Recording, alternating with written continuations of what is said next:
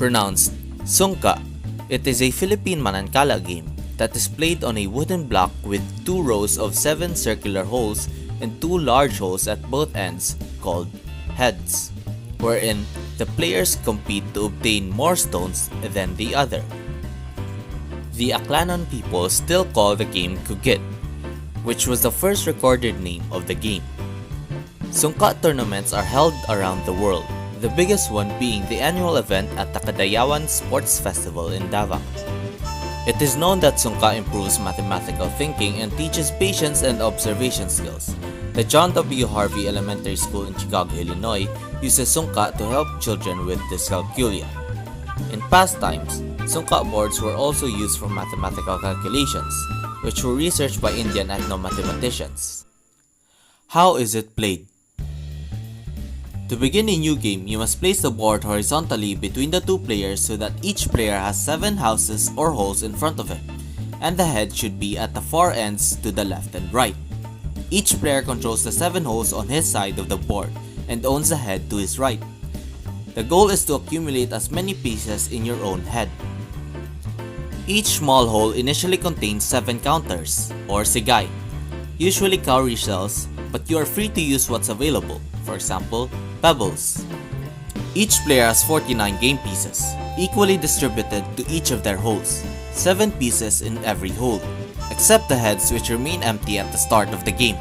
On their turn, a player empties one of his small pits and then distributes its contents in a clockwise direction, one by one, into the following pits including their own store. According to the National Historical Institute of the Philippines, the game is also played counterclockwise, with each player owning the store to his right.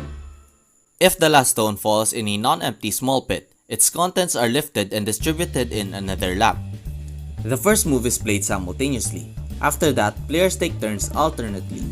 The first player to finish the first move may start the second move.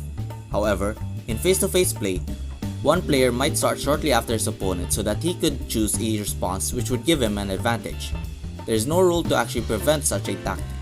So, in fact, decision-making may be non-simultaneous. If the last stone is dropped into a player's own store, the player gets a bonus move.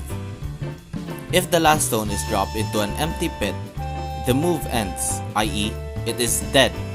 If the move ends by dropping the last stone into one of your empty small pits, you capture the stones in your opponent's pit directly across the board and your own stone. The captured stones are deposited into your store.